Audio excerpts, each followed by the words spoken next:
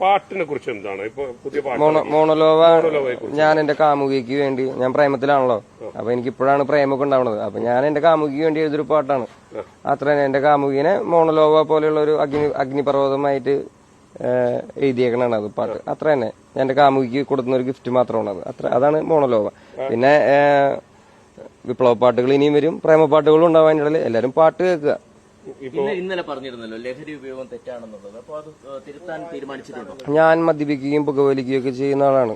ഞാൻ ഇവിടെ ഗവൺമെന്റ് വെക്കുന്ന മദ്യമാണ് ഞാൻ വാങ്ങിക്കുടിക്കുന്നതും പുകവലിക്കുന്നതും ഒക്കെ. അപ്പൊ പിന്നെ ഇത് ഞാൻ അതുകൊണ്ടൊരു മോശപ്പെട്ട മനുഷ്യനാണോ എന്ന് എനിക്കറിയാൻ പാടില്ല.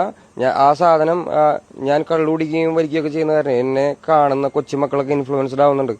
അപ്പൊ എനിക്ക് ഒരു ഇതുള്ളത് ഈ മക്കൾ ഇൻഫ്ലുവൻസ് ആവുന്ന കാര്യം മാത്രമാണ്. അപ്പൊ അതിനെയാണ് ഞാൻ ഇന്നലെ പറഞ്ഞത്, എന്നെ കണ്ട് ആ കാര്യത്തിൽ എന്നെ കണ്ട് ഇൻഫ്ലുവൻസ് ആവരുത്. അത്ര തന്നെ എനിക്ക് പറയാനുള്ളത് അതിനകത്ത്. സന്ദേശം നൽകാൻ സമൂഹത്തിന് ഞാൻ പറഞ്ഞല്ലോ, ഇത് ബാഡ് ഇൻഫ്ലുവൻസ് ആണ്.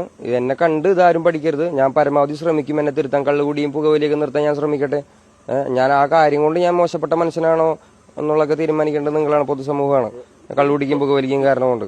അപ്പൊ നിങ്ങൾ ദയവ് ചെയ്ത് എന്റെ കൊച്ചുമക്കളെ, ഞാൻ പുകവലിക്കും കള്ളുകുടിക്കും ചെയ്യുന്നതുകൊണ്ട് നിങ്ങളത് ഇൻഫ്ലുവൻസ് ആവാതിരിക്കുക.